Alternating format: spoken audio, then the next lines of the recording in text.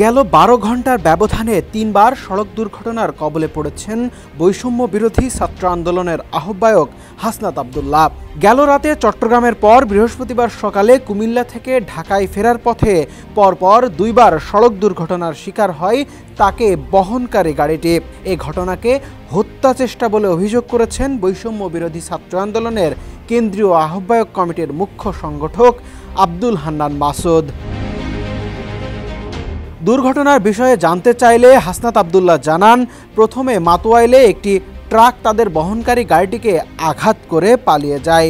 পরে গুলিস্তানে ফের মিনি ট্রাকের আঘাতে ক্ষতিগ্রস্ত হয় গাড়ি। শারীরিকভাবে সুস্থ থাকলেও পরপর দুর্ঘটনার বিষয়টি পরিকল্পিত হামলা বলে সন্দেহ হাসনাত আব্দুল্লাহর।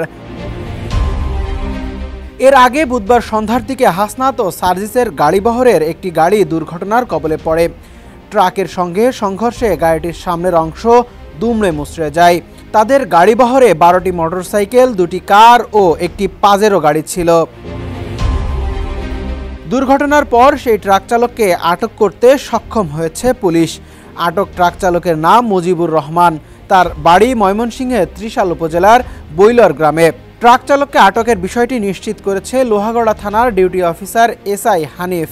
তিনি জানান, এখন ট্রাক চালক এবং হেলপারকে প্রাথমিক জিজ্ঞাসাবাদ করা হচ্ছে।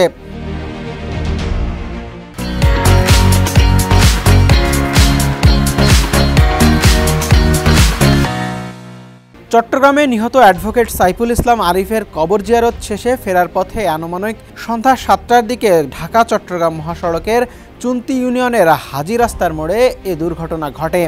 তবে ওই ঘটনায় ২ সমন্বয়কই অক্ষত রয়েছেন। সাইমন মুবিন পল্লব, ডেস্ক রিপোর্ট, সমকাল।